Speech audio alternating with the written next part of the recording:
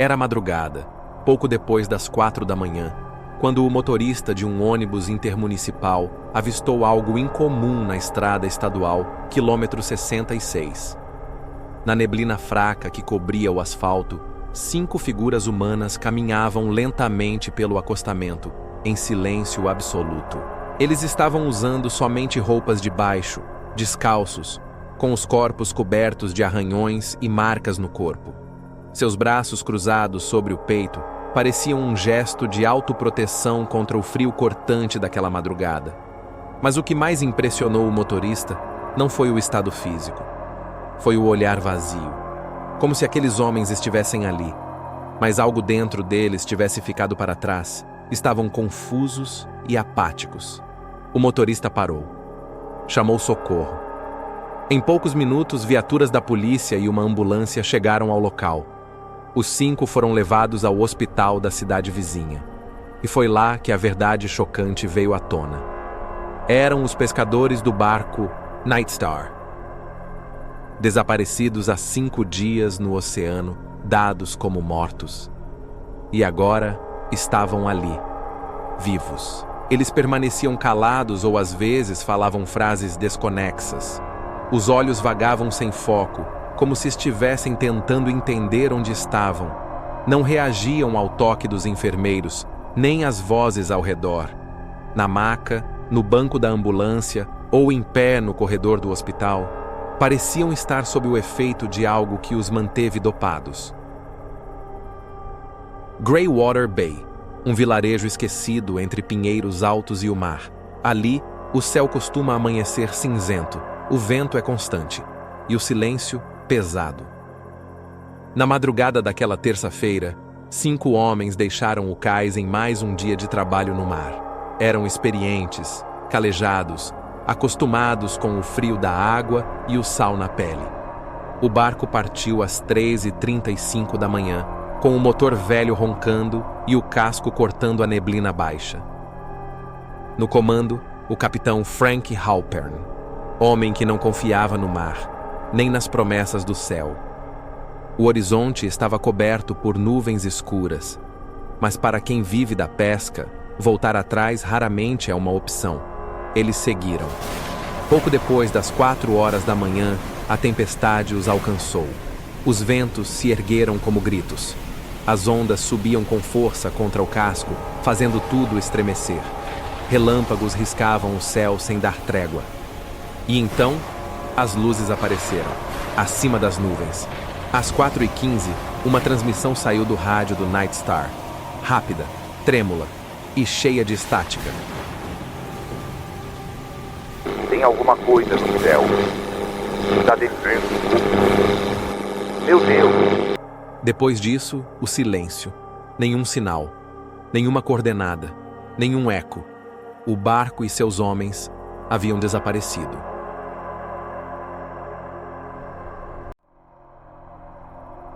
Quando os carros da polícia chegaram à praça principal de Greywater Bay, o relógio marcava 11h12 da manhã. O barulho das viaturas atraiu olhares curiosos da população. As famílias já esperavam. Havia rumores de que os pescadores tinham sido encontrados vivos. As portas dos veículos se abriram e, um a um, Capitão Frank, Elias, Nate, Luke e Marcus desceram.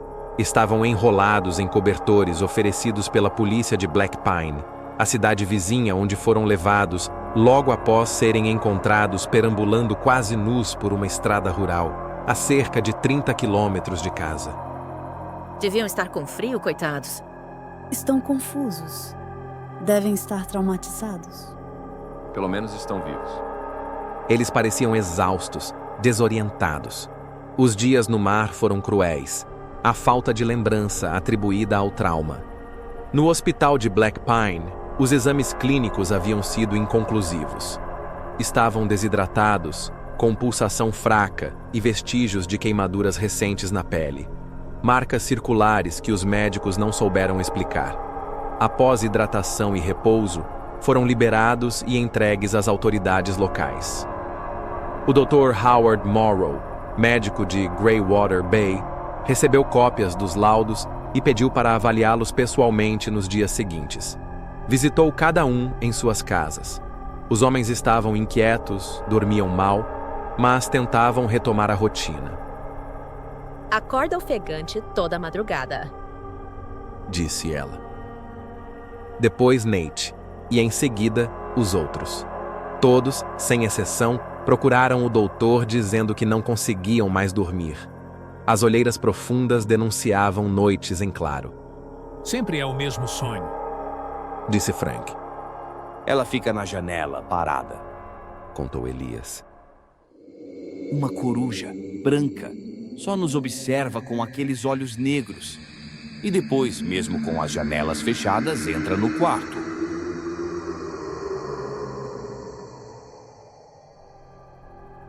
O Dr. Morrow, cada vez mais inquieto, revisitou as marcas no corpo de cada um. As queimaduras circulares ainda estavam lá, iguais em todos. E agora, o mesmo pesadelo recorrente. Sentado à sua escrivaninha antiga, Morrow não teve dúvidas. Pegou o telefone e discou para um nome que não ligava há anos. Edward, aqui é o Howard Morrow. Tenho algo estranho acontecendo. Preciso da sua ajuda.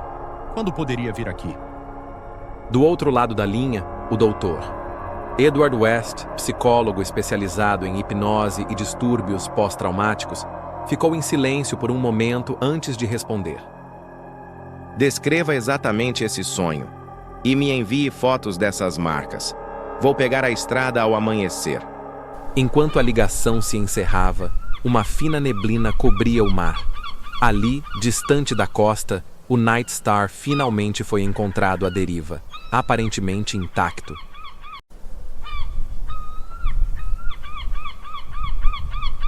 O cais ainda estava molhado da chuva da madrugada quando o barco foi rebocado de volta ao seu lugar. A embarcação balançava levemente, como se nada tivesse acontecido. Nenhum sinal de dano, nenhum vestígio de luta, nenhum alerta visível. Apenas o silêncio do mar e o ranger das cordas de amarração. O capitão Frank subiu a bordo com passos lentos, acompanhado por um agente da guarda costeira local que tomava nota em um pequeno caderno impermeável. Tivemos sorte de encontrar o barco ainda à deriva.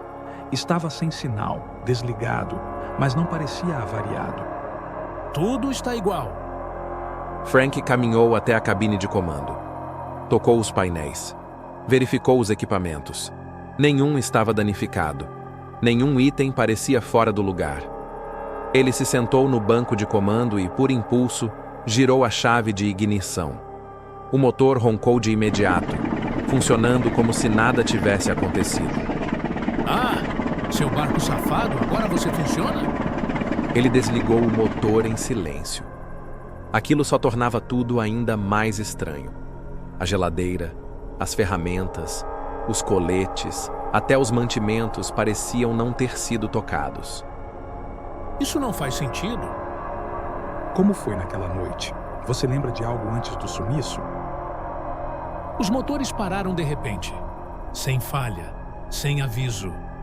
Tudo desligou, tudo ficou escuro e então vieram as luzes no céu. Depois disso, não lembro de mais nada. Bem, o barco está entregue. Se precisar de algo mais, avise. Frank assentiu com a cabeça. O guarda fechou o caderno e se afastou, deixando Frank sozinho no cais. O capitão olhou uma última vez para o mar cinzento diante de si, tentando encontrar ali alguma lembrança. Mas havia apenas o vazio. Horas depois, sob a mesma chuva fina que parecia nunca cessar, um carro escuro cruzava a ponte de madeira e entrava na vila. Era um sedã antigo, marcado pelo tempo, conduzido por um homem de expressão séria e olhos inquietos, Dr. Edward West. No banco do passageiro, uma pasta repleta de documentos, fotografias borradas, relatórios médicos, relatos manuscritos. Ele havia passado as últimas semanas em vilas próximas, investigando ocorrências que a maioria descartava como delírios de pescadores, bêbados ou surtos de histeria coletiva. Os relatos eram sempre semelhantes. luzes no céu, desaparecimentos breves, amnésia.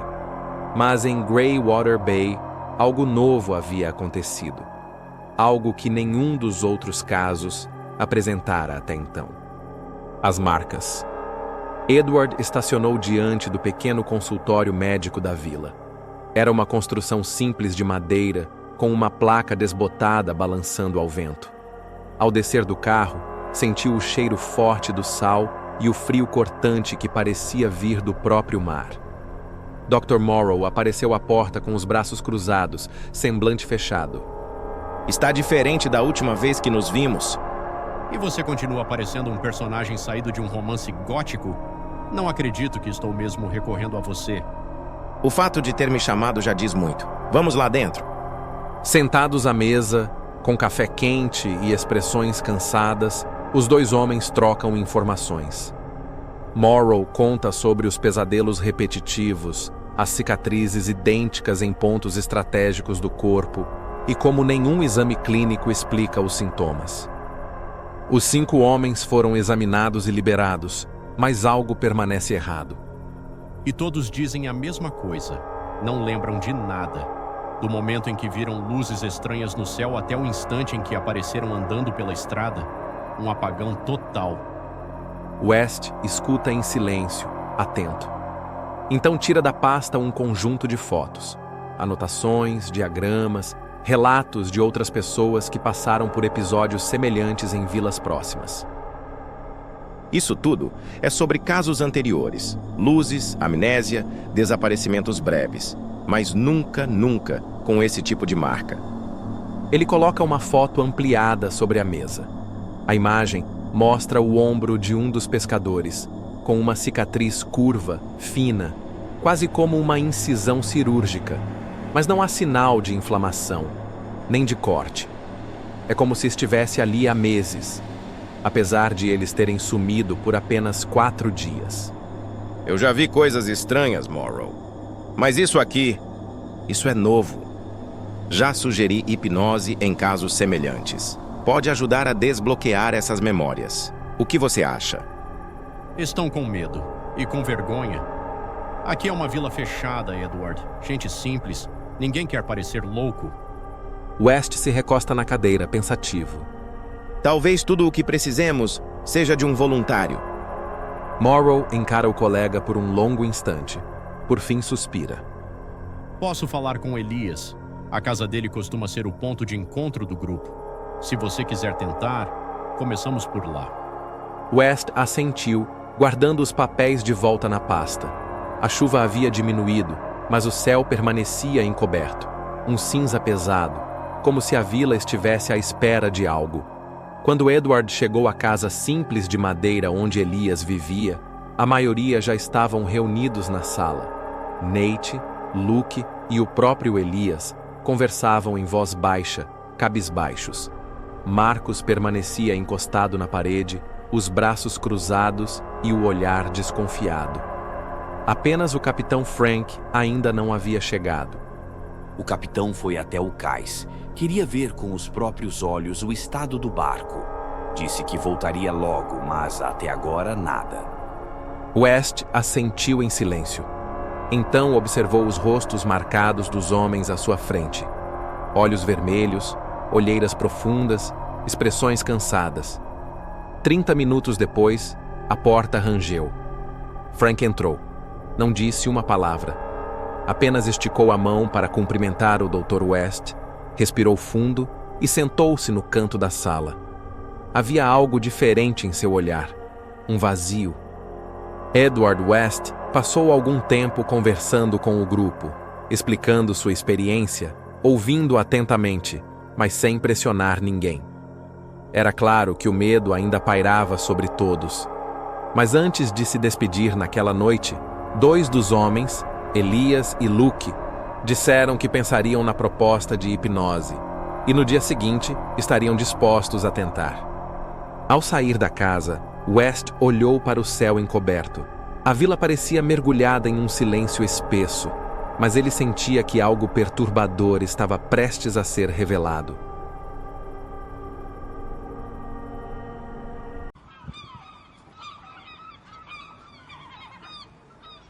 O dia amanheceu ensolarado em Greywater Bay.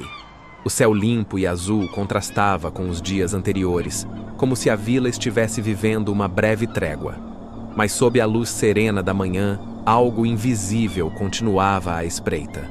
Dentro do consultório, o silêncio era quase absoluto, interrompido apenas pelo som da caneta do Dr. Edward West preenchendo suas anotações. Mais tarde naquela manhã, Dr. West se dirigiu a Luke Bennett, o mais jovem dos pescadores, que repousava em uma maca coberta por lençóis brancos. Com a voz calma, ele avisou que tudo seria gravado. Luke assentiu e respondeu que não havia problema. West então pediu a Morrow que começasse a gravação. Com Luke de olhos fechados, sua respiração foi se acalmando sob a condução de West. Ele orientou Luke a imaginar que descia uma escada, contando de 10 até 1. A cada número, Luke parecia afundar ainda mais no colchão. Quando West disse agora, Luke começou a suar.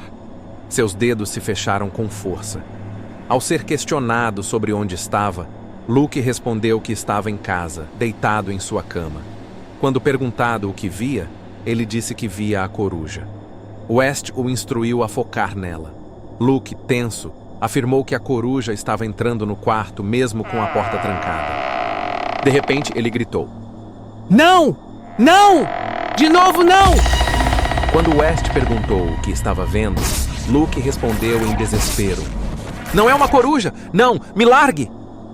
Seu corpo começou a convulsionar. Dr. West tentou acalmá-lo, garantindo que ele estava seguro.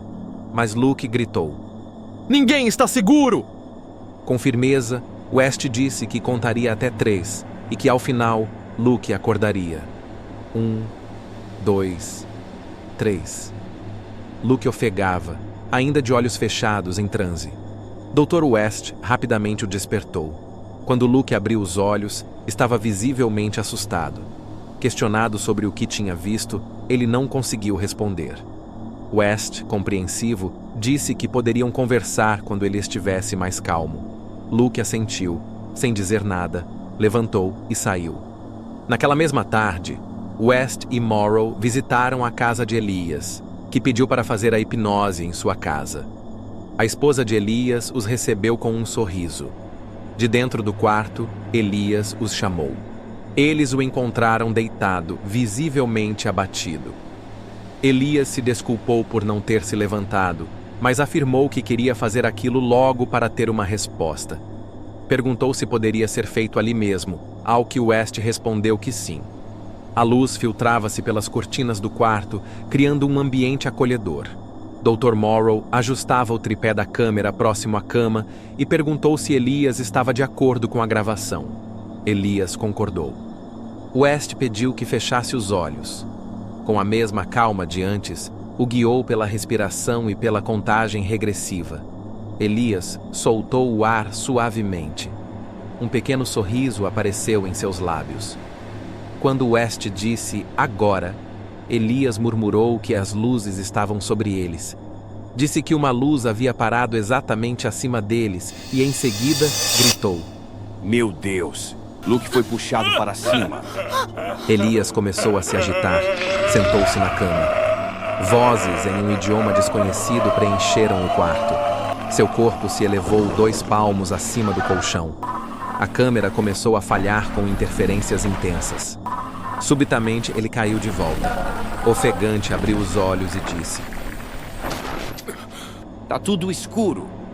Dr. Morrow se aproximou com uma expressão preocupada. Retirou uma pequena lanterna do bolso e direcionou o feixe de luz para os olhos de Elias. A pupila de Elias não reagiu. Ele aparentemente estava cego. Mais tarde, naquela noite, já no consultório, Dr. West revisava as gravações da sessão com Elias. A maior parte do vídeo estava comprometida por ruídos e falhas de imagem. No entanto, nos segundos finais da gravação, quando a tela parecia completamente escura, um único quadro apareceu. Dr. West pausou o vídeo. A imagem permanecia lá, congelada na tela, sem som, sem explicação.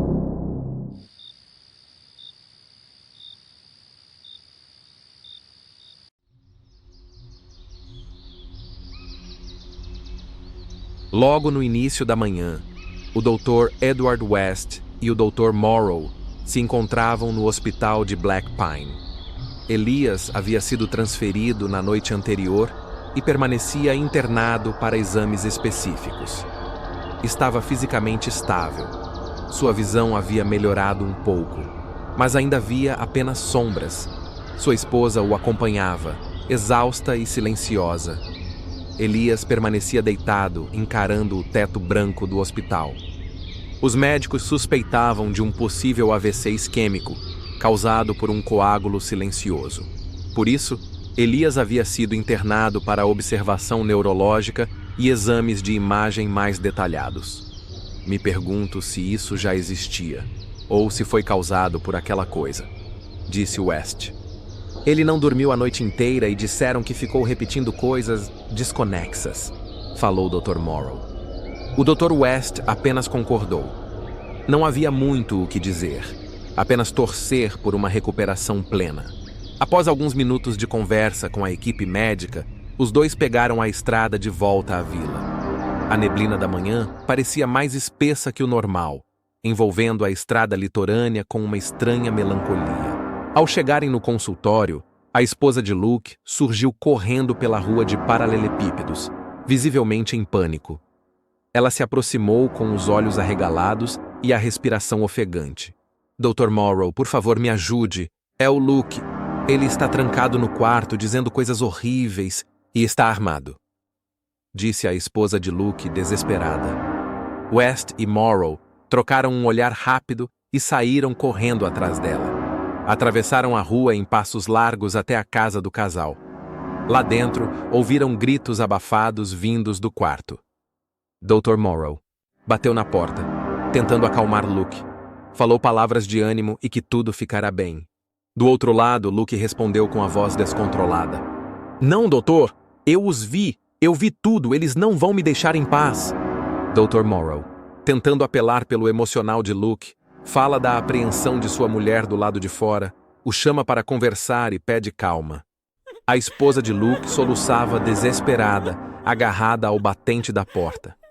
Vizinhos começaram a se aglomerar do lado de fora. Um deles, com o rosto pálido, disse: Chamem o pastor Benjamin. Minutos depois, o pastor da vila chegou às pressas, ofegante. Aproximou-se da porta e falou com voz firme, mas cheia de compaixão.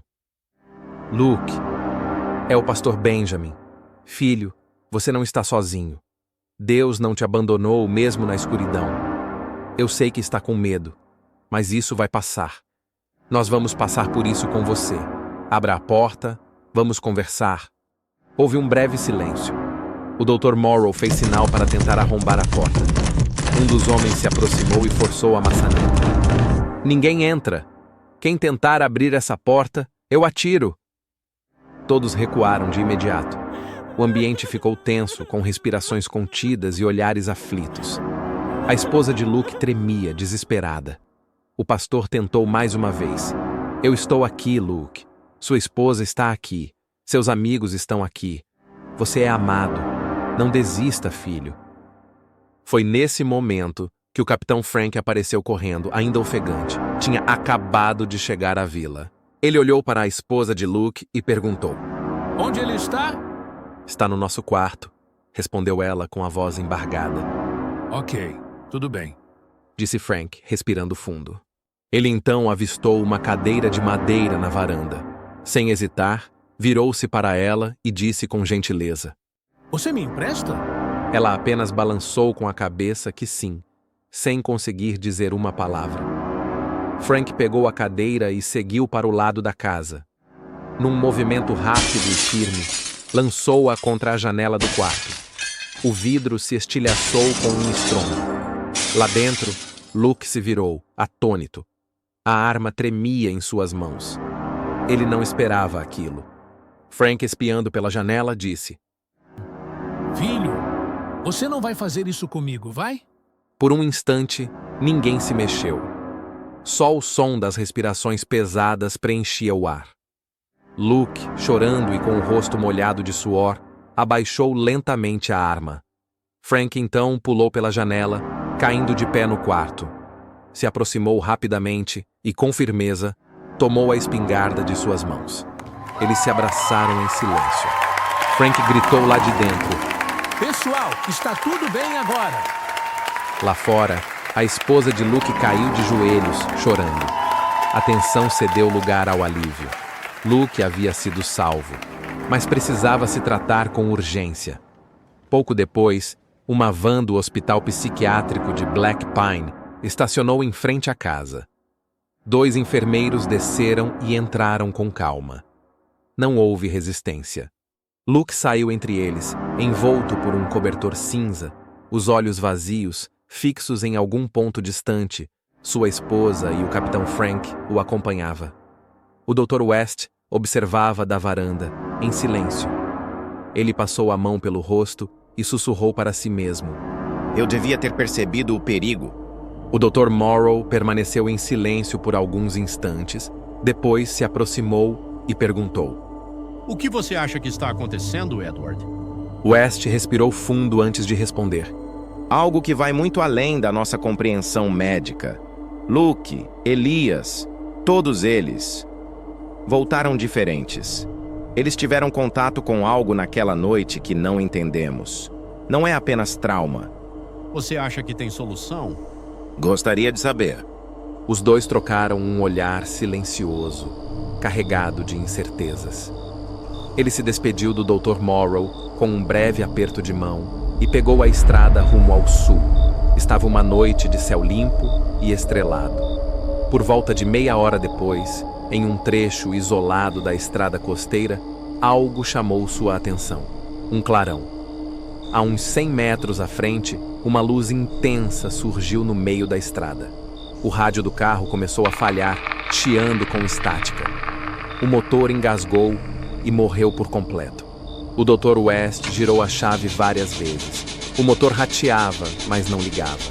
Ele olhou pelo para-brisa, tentando enxergar algo além da luz, mas a claridade era forte demais. Decidiu sair do carro. O ar ali fora estava parado, estranho. Assim que levantou os olhos para o céu, viu um objeto enorme, silencioso, pairava a poucos metros acima da estrada. O coração do Dr. West disparou. Ao abaixar o olhar, viu uma figura esguia, alta e completamente negra, sair da luz, vindo em sua direção. A respiração lhe faltou por um segundo. E então, tudo ficou claro.